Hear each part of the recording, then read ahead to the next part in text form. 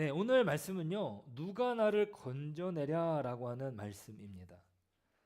누가 나를 건져내랴라고 하는 어떤 이 고백은 사실은 사도 바울이 하는 고백이거든요. 우리가 이제 말씀 중간에도 이야기를 하겠는데, 제가 이 말씀을 준비하면서 굉장히 질문이 던져졌던 부분이 그거예요. 정말 이 이야기는 그냥 사도 바울이 다른 사람을 도와주기 위해서 하는 이야기인가? 아니면 정말 사도 바울 본인의 이야기인가라고 했을 때 이 많은 학자들이 좀 논란이 있어요. 이 본문에 대해서. 이거는 이제 죄 가운데 있었던 자기의 옛 모습을 가지고 이야기했던 거다. 아니다. 지금 사도 바울이 경험하고 있는 그 현재를 말하는 것이다. 그 사이에서 결국엔 그 사도 바울 본인의 이야기라는 것이에요. 그래서 제목에도 보면은요, 누가 나를 건져내겠냐라고 하는 어떤 안타까운 탄식의 목소리가 있습니다. 자, 이 탄식의 목소리는 저희들도 그런 탄식이 있어요.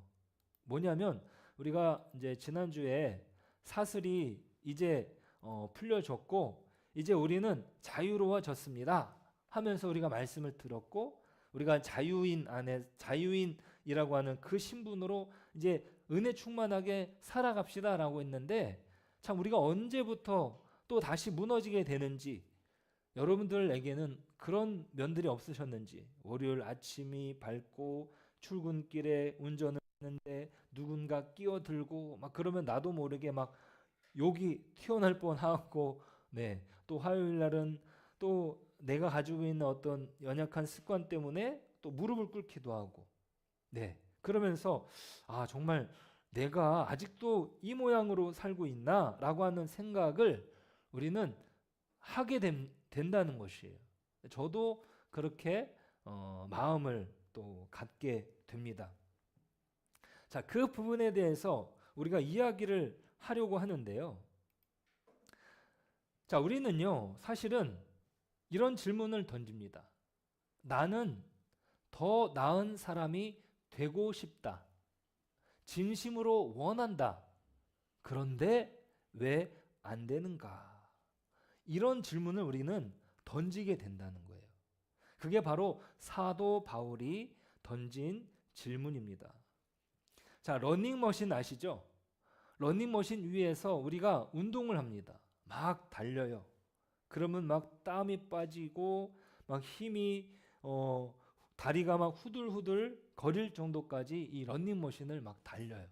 그런데 온 힘을 다해 달려도 풍경은 그대로죠. 그렇지 않습니까? 아까 그 나무가 그 자리에 있는 그대로 있는 거예요. 아무리 달려도 제자리. 오늘 이 장면을 한번 기억해 두시길 바랍니다. 다시 우리 설교 중간에 만나게 될 건데요. 자, 우리가 14절을 보시면은 이렇게 기록을 하고 있습니다. 우리 14절 말씀 같이 한번 볼까요? 시작.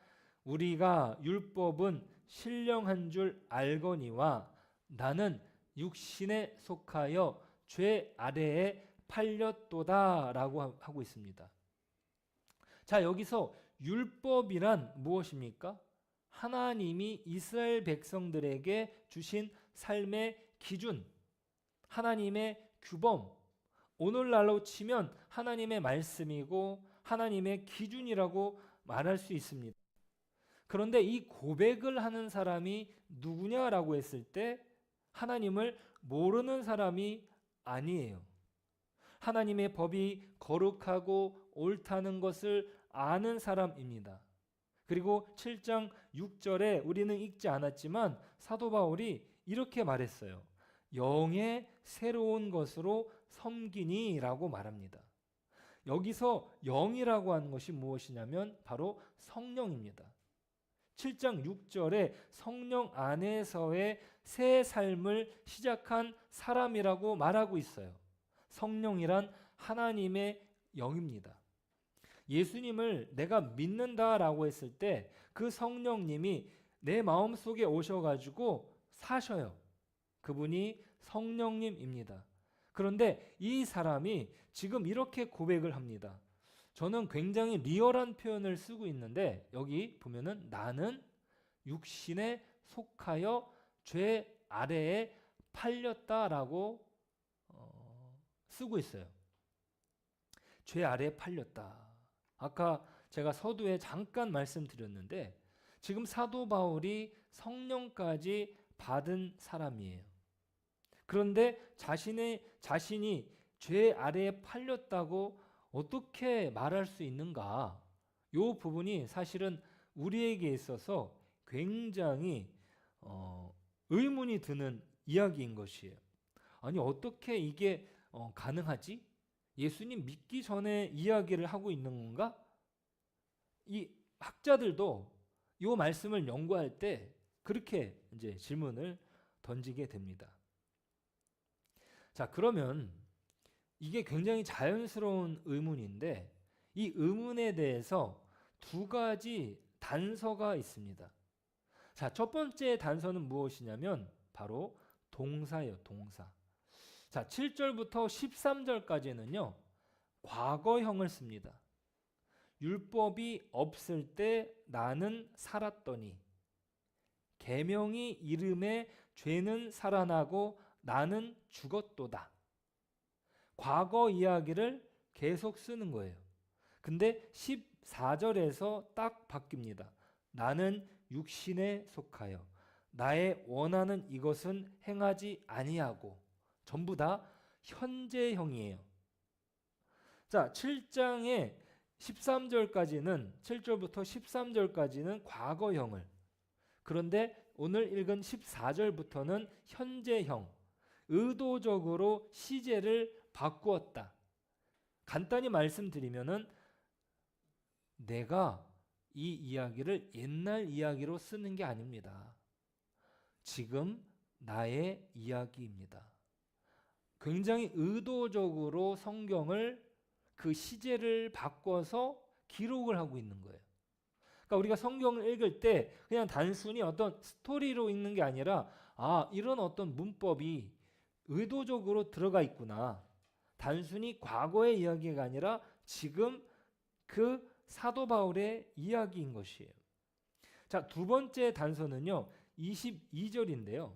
22절에 이렇게 말합니다. 내 속사람으로는 하나님의 법을 즐거워하노니.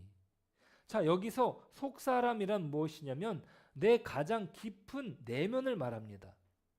내 마음의 가장 진짜인 부분을 말합니다.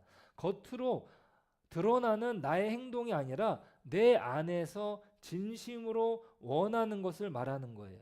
하나님의 법을 그 깊은 곳으로 어떻게 해요? 자기가 기뻐하고 사랑한다는 거예요. 이것이 어떻게 가능한 것입니까? 가능한 사람은 누굽니까? 바로 예수님을 믿지 않는 사람은 가능하지가 않아요. 성령을 받지 않은 사람은 하나님의 법을 즐거워할 수가 없습니다. 자, 지금 22절에 내 속사람으로는 하나님의 법을 즐거워하노라 라고 말할 때 그 이유는 사도 바울이 예수님 안에서 성령 안에서 있는 사람이라는 거죠. 자, 예수님을 믿기 전에 사도 바울은 어떤 사람이었냐면 예수님을 믿는 사람들을 잡아다가 죽이는 사람이었어요. 근데 그 시절에 사도 바울은 스스로 자기가 옳은 일을 한다고 생각을 했습니다. 율법을 잘 지키면서 양심의 가책이 없었어요. 고민도 없었습니다. 오히려 편했죠. 그런데 복음을 만난 다음에 성령을 받은 다음에 이것이 굉장히 괴로워집니다. 어떻게 괴로워지냐? 자기 안에 그 자기도 볼 수 없었던 탐심이 보이기 시작한 거예요. 자기가 그 율법을 행하는 것을 통해서 자기 스스로 의로워지는 모습, 자기 스스로 교만해지는 모습을 전에는 몰랐지만 이제는 선명하게 보이기 시작한 겁니다. 여러분, 빛이 밝아지면은 그림자는 더 진하게 보입니다. 빛이 밝아지면. 성령의 빛이 밝아질수록 내 안에 어두움이 더 또렷하게 보이게 되는 거예요. 그래서 나중에 나는 곤고한 사람이로다 라고 탄식을 하게 되는데, 그 탄식이 영적으로 깨어있는 사람의 고백이다. 요즘에 우리 혜성이가 그런 이야기를 해요. 죄송해요, 잘못했습니다. 네. 그러니까 예전에는 말을 안 했던 거예요. 어떻게 그런 얘기를 하는지 어제 그런 얘기를 하더라고요. 자기가 요즘에 글을 많이 쓴대. 근데 글을 쓸 때 예전에는 볼 수 없었던 나의 고집을 보게 되었다는 거야. 그래가지고 자기를 인식을 하게 되면서 자기 안에 그 잘못된 부분들을 발견하면서 미안하다고 이야기를 하더라고요. 그리고 대화를 할 때 그래도 조금 소통이 되는. 근데 그러다가도 또 부딪혀요. 네. 그게 쭉 가는 과정 속에서 멈췄다가 또 앞으로 갔다가 뒤로 갔다가 앞으로 갔다가. 자, 그렇게 나오는 이 고백이요. 그 안에 생명이 시작이 되었기 때문이에요. 그 안에 성령의 빛이 비추어졌기 때문에 그 어둠이 보이게 된 것입니다. 아멘. 자, 그런데 여기서 우리가 한 가지를 보셔야 될 것은 무엇이냐면, 자, 이 고백 안에 놀라운 것이 숨어 있는데 선을 원한다라는 그 자체입니다. 15절에 보면은요, 이렇게 기록이 됩니다. 나의 원하는 이것은 행하지 아니하고 도리어 미워하는 그것을 행함이라. 원하는 것은 행하지 않고 미워하는 것을 행한다. 그러면서 굉장히 괴로워하고 있습니다. 원하는데 안 된다고 탄식을 하고 있어요. 그런데 생각을 해보시면 죄 안에 완전히 잠긴 사람은 선을 원하지 않습니다. 원하지도 않고 괴롭지도 않아요. 그냥 편안합니다. 그 괴로움 자체가 내 안에 이미 새로운 무언가가 생겼다는 증거인 것이죠. 이번에 뉴스 봤잖아요. 그 자기 며느리 그 멕시코에서 미인대회도 1등을 했던 며느리인데 그 CCTV로 나왔어요. 그 시어머니가 총을 가지고 그 며느리를 그러니까 생활하는데 총을 쏴가지고 그 며느리를 죽였는데, 그 이유가 뭐예요? 자기 아들을 이 며느리가 뺏어갔다는 거예요. 그러니까 그 과정 속에 자기가 하는 그 일이 옳다라고 생각을 하는 거죠. 그런데 그 일은 나중에 양심이 생기고 나중에 정신이 들면은 그게 후회하지 않을 일일까요? 너무나 후회할 일이 되는 거죠. 그런데 내가 그 잘못된 생각, 내가 그 악함으로 꽉 차 있으면 그 당시에는 그 일이 가장 옳은 일이 돼요. 그 부자 동네에서 일어난 일이에요. 부자 동네. 가난한 동네도 아니에요. 큰 소리가 나니까 그 바깥에 있던 아들이 자기 그 아이를 데리고 들어와가지고 무슨 일이야 엄마 이러고, 그 장면이 CCTV에 다 찍힌 거예요. 네. 얼마나 무서운 일입니까? 이 죄 가운데 있는 사람, 죄를 즐기는 사람은 고민을 하지 않는다는 거예요. 거짓말을 해도 편안하고, 내가 왜 거짓말을 하지? 괴로워하지 않고. 근데 사도 바울이 괴로워진 것은 뭐예요? 내 안에 새 마음이 이미 생겼다는 증거라는 것이죠. 여러분들이 괴롭다라고 하는 것은 어떤 새로움의 증거인 것입니다. 자, 비유를 하나 들어보면은요, 여러분 칠흑 같은 어둠 속에서 더러움이 보이지 않습니다. 이 방에 먼지가 수북이 쌓여 있고 쓰레기가 있어요. 근데 아주 캄캄해 방이. 그러면 그 쓰레기는 보이지 않습니다. 근데 누군가 문을 열고 빛을 비추는 순간 그때 비로소 보이게 되는 거예요. 아, 이 방이 이렇게 더러웠어? 빛이 들어오기 전에는 몰랐던 것이에요. 빛이 들어왔기 때문에 그 더러움이 보이기 시작한다. 저는 우리 이제 혜성이에게 빛이 새롭게 들어온 것 같아요. 근데 그 빛이 점점 더 세게 들어와야 되겠죠. 저는요, 여러분들의 삶 속에서도 또 저의 삶 속에서도 그 빛이 계속 들어옴을 통해서 내 안에 더러움을 발견하고 내가 버려야 될 것들을 찾고 내 안에 있는 그 나쁜 것들을 어떻게 해요? 깨뜨려 버리는 그 노력들이 우리 안에 있기를 주님의 이름으로 축복합니다. 아멘. 네. 자, 여러분, 이것은요, 패배의 신호가 아닙니다. 내가 괴로운 것은 실패의 신호가 아닙니다. 빛이 들어왔다는 신호인 것입니다. 여러분, 이 자리까지 여러분들이 왔다는 것이 여러분들에게 있어서는 너무나 소중한 것이다. 그래서 오늘 이 자리에 예배드리는 여러분들이 이것만 가지고 가도 너무나 좋습니다. 이 괴로움은 패배의 신호가 아니다. 나에게 빛이 들어왔다는 신호다. 지금 이 자리 속에서 하나님을 만나시고 하나님의 은혜를 여러분 희미하지만 또 강력하게 누리시길 주님의 이름으로 축복합니다. 아멘. 자, 그러면서 사도 바울이 여기서 멈추지 않습니다. 어떤 면에서는 또 반복적으로 그런 부분들을 이야기하고 있는데 저는요, 이 부분이 굉장히 중요한 부분을 말하려고 하는 거예요. 자, 18절 19절 보면은 굉장히 반복적입니다. 한번 읽어볼게요. 원함은 내게 있으나 선을 행하는 것은 없노라.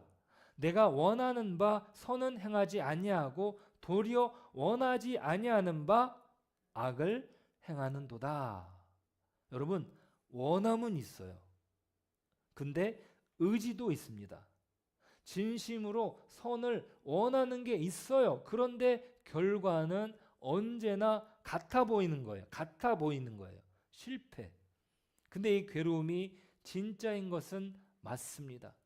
근데 여기서 한 가지 숨겨놓은 어떤 이 포인트를 지금 사도 바울이 숨겨놓은 것이 있는데, 자, 그 숨겨놓은 것에 대한 질문을 제가 한번 드려보겠습니다.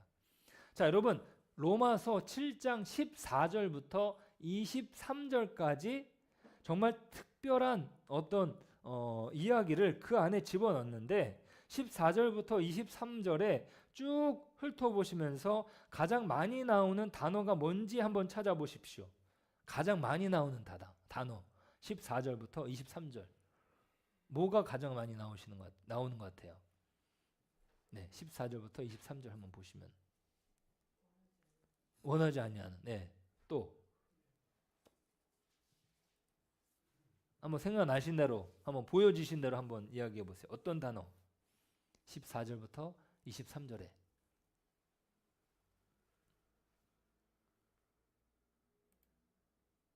네, 아까 네, 맞습니다. 네, 맞습니다. 바로 나. 네, 거기에서 가장 많이 나오는 단어는요, 나예요. 나.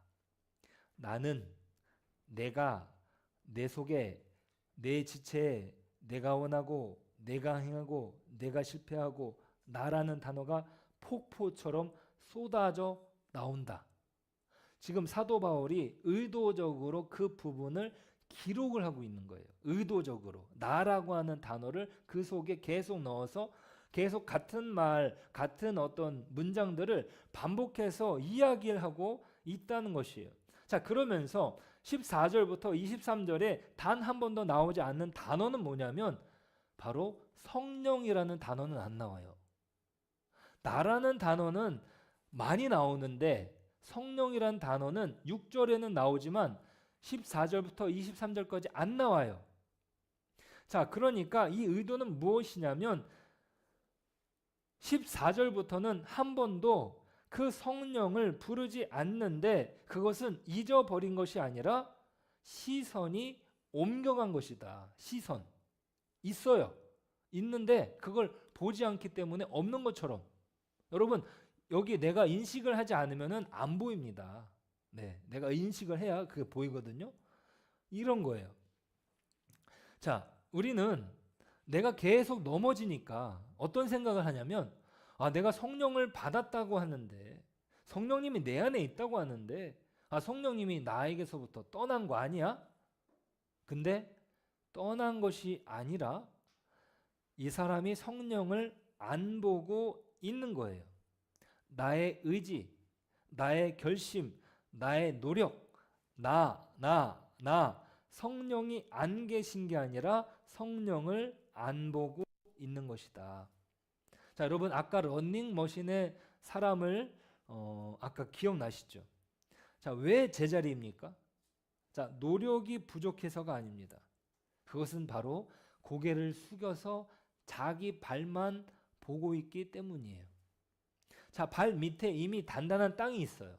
성령의 어떤 단단히 붙잡아 주신 은혜가 있어요. 근데 내 시선이 그 땅을 보지 못하고 발을 보았던 거예요.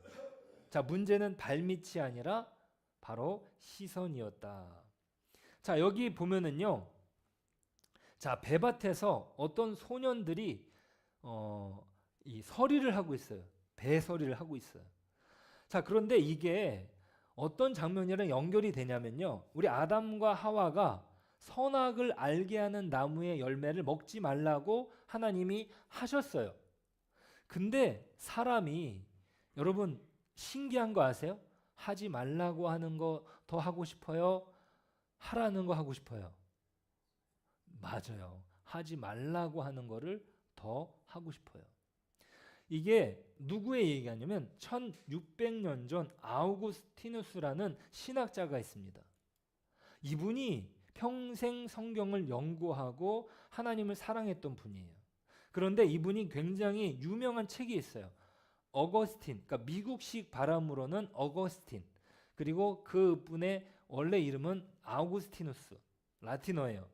자, 고백록이라고 하는 책을 쓰는데 거기서 어느 날 밤 친구들과 이웃집 배밭에 몰래 들어가서 배를 한 아름 훔칩니다.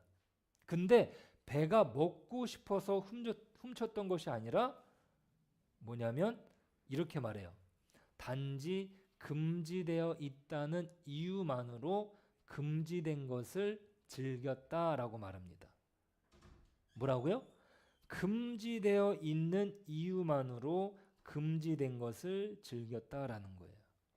여러분, 아담과 하와만 그 잘못을 범한 것이 아니라 아담부터 아우구스티누스까지 그리고 우리에게 이르기까지 이 패턴은 수천 년 동안 반복이 되고 있습니다. 자기 힘으로 자기를 바꾸려 했지만 매번 같은 결과라는 거예요. 왜? 금지된 것을 금지됐다는 이유만으로 그 금지된 것을 즐겼다라고 어떻게요? 고백을 하는 거예요. 자, 그런데 여기서 기억할 것이 있습니다. 지난주에 우리가 들었습니다. 사슬은 이미 풀렸다. 나의 주인은 바뀌었다. 근데 결정적으로 달라진 것이 있는데 무엇이냐면 예전에는 나의 옛 본성 그 자체가 나의 정체성이었어요. 나는 원래 그래. 그러니까 나 하는 대로 내버려 두세요.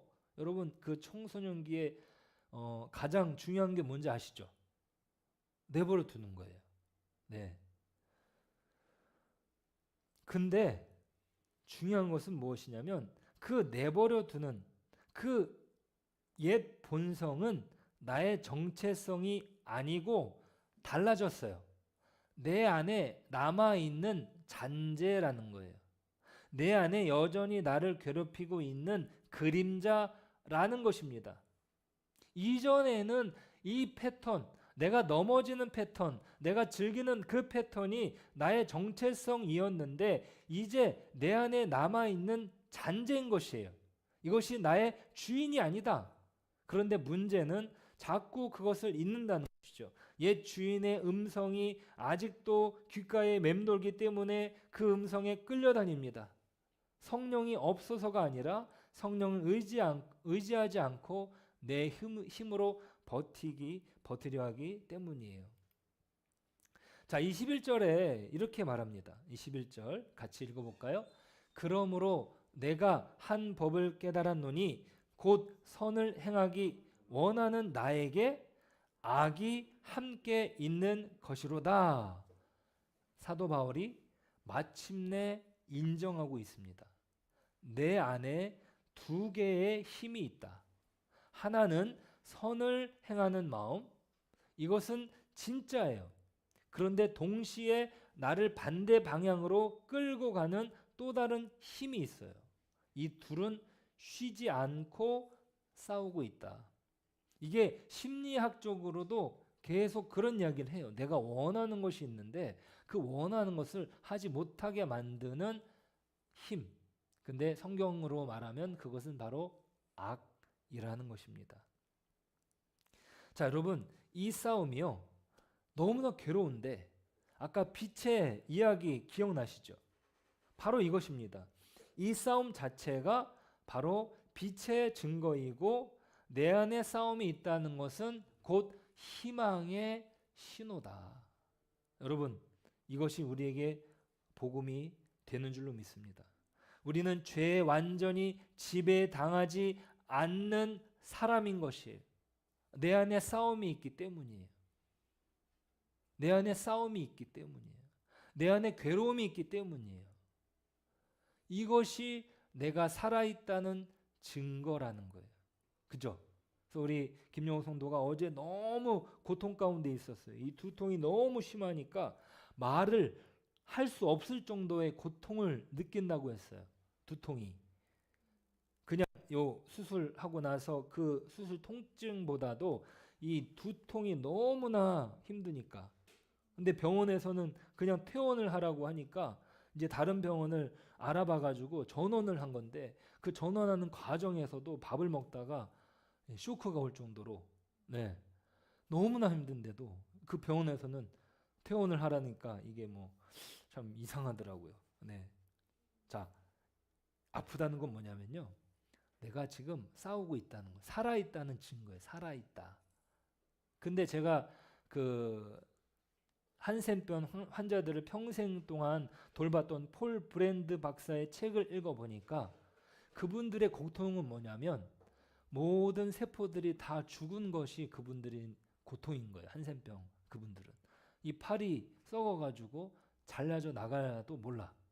예. 그래서 그분들에게 치료는 뭐냐면 이 통증을 살리는 게 치료더라고요. 통증 계속 살리는 그 재활.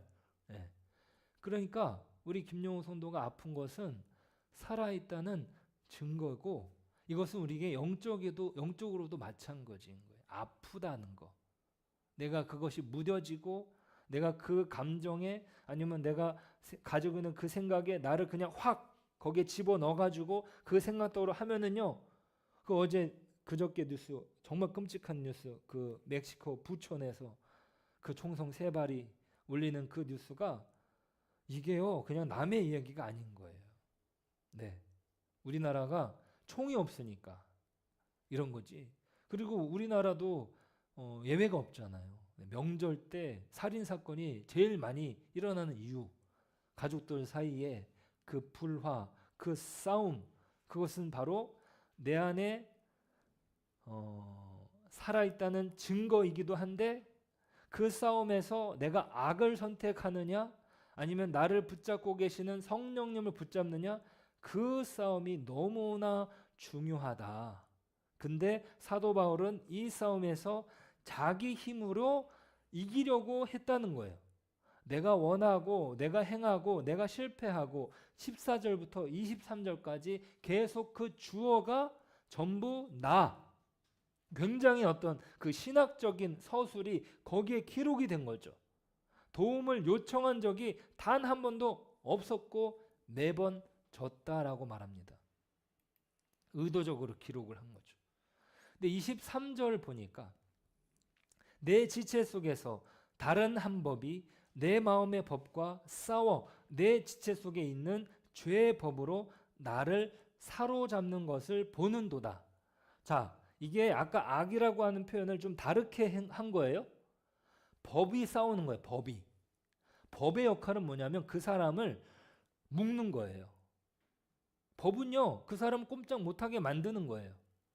그래서 죄의 법이 나를 사로잡다라고 하는데 이거는 전쟁 포로의 언어입니다.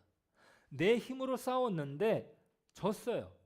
그리고 이 패배 끝에서 사도 바울은 마침내 바닥을 칩니다.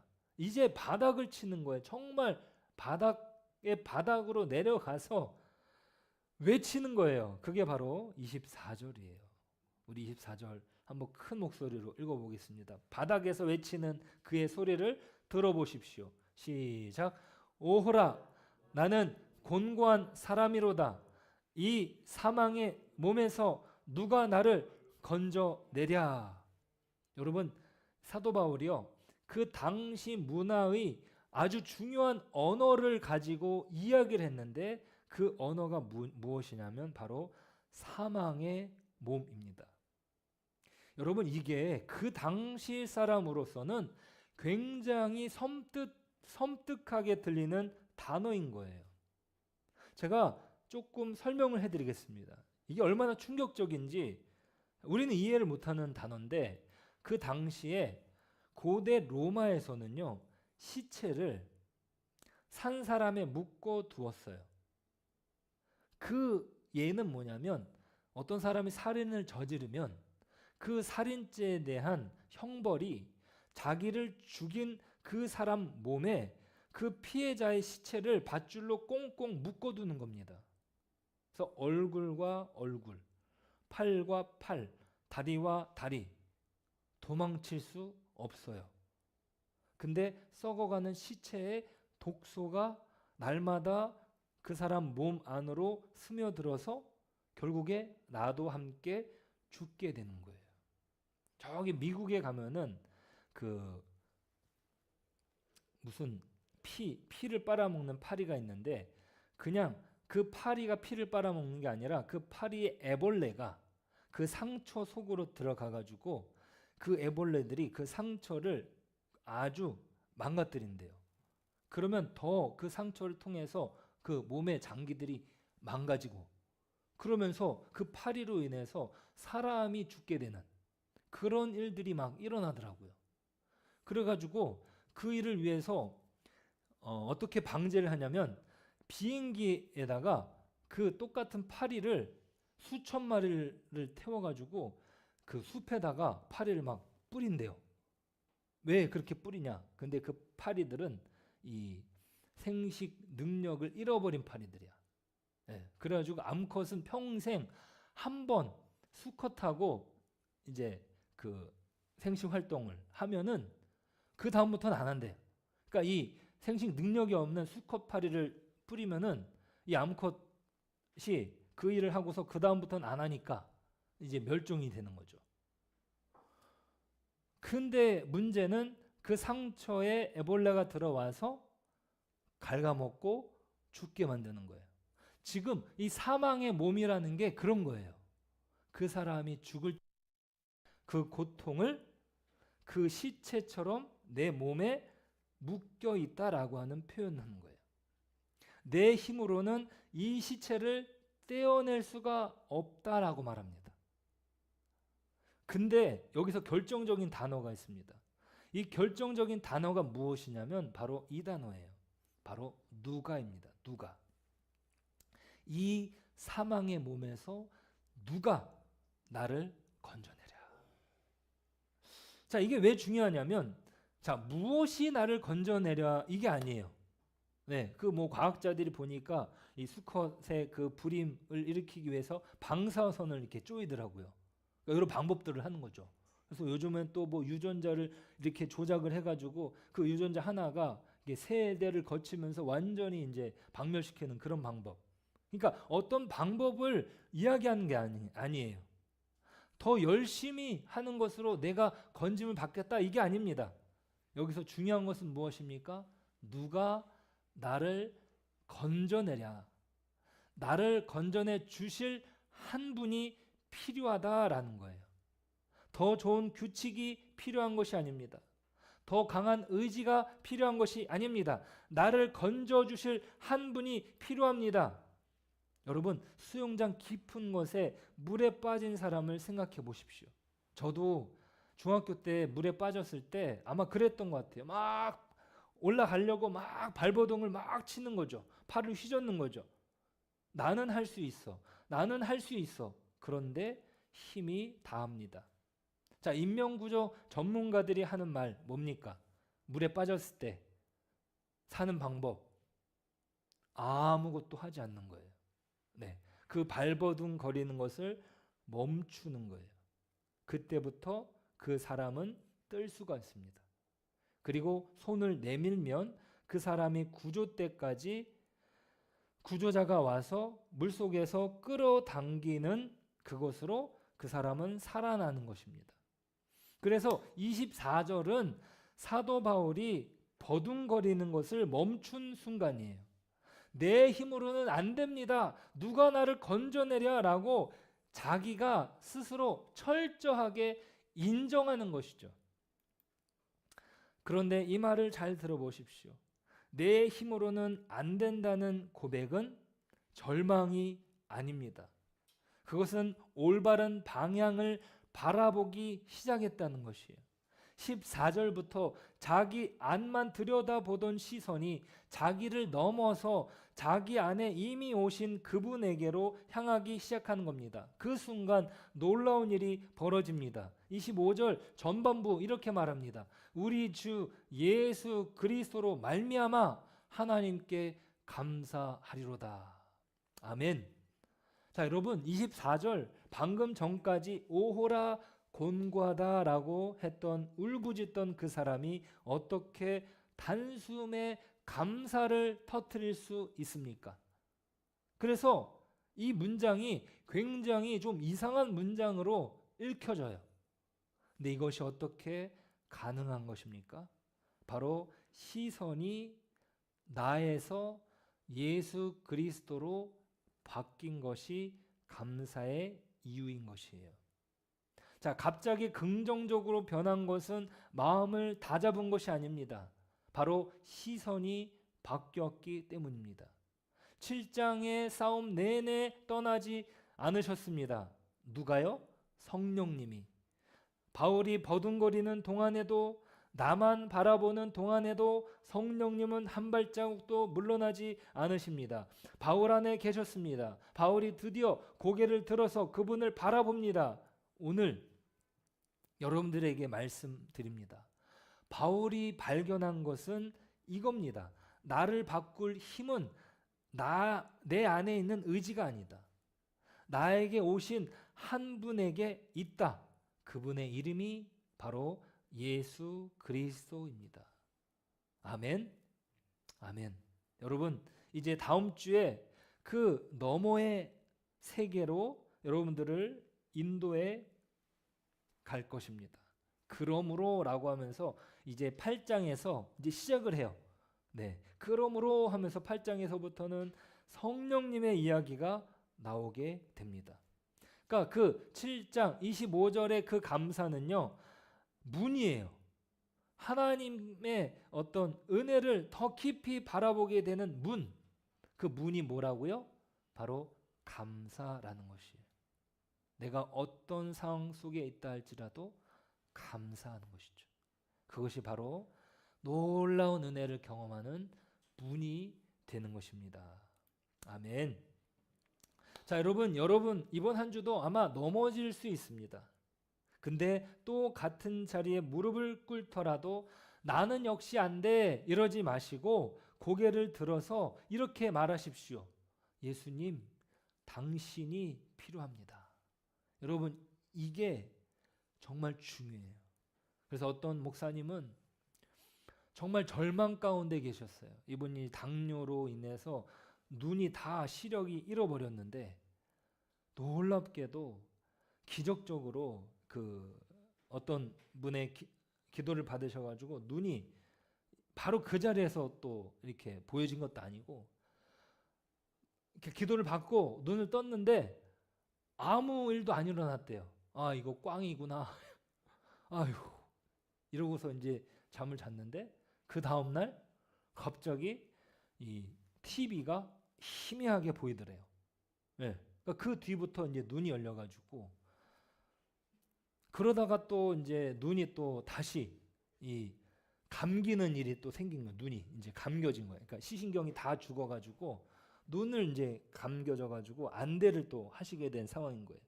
그때도 이제 기도를 하는데 조금씩 떠지는 걸 경험을 했는데 그게 30일 동안 조금씩 떠져 가지고 눈이 또 떠지는. 근데 이분들이 또 기도를 많이 해 주셔 가지고 한쪽 눈은 너무 크게 떠졌다고 짝짝이 눈이 됐다고. 네. 여러분, 예수님 당신이 필요합니다라고 고백하는 그 기도가 그냥 긴 기도가 아니어도 됩니다. 내가 많이 결심하지 않아도 됩니다. 시선을 그분께로 돌리기만 하면 되는 것입니다. 사도 바울이 발견한 답이 바로 여기에 있는 것입니다. 자, 러닝머신 위에 아까 그 사람 기억나시죠? 아무리 달려도 제자리입니다. 고개를 들어도 창밖을 보는 순간 무언가 달라지지 않습니다. 근데 여러분, 우리가 보아야 될 것은 무엇입니까? 나를 보면 절망입니다. 하지만 그분을 보면 감사합니다. 나를 보면 러닝머신이지만 그분을 보면 길이 열립니다.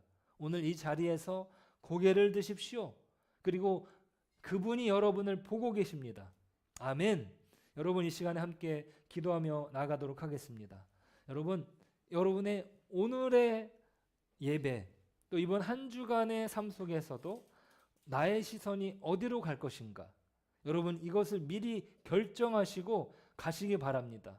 내가 어려움에 있을 때, 내가 힘든 시간 속에 있을 때 예수님이 나에게 필요합니다.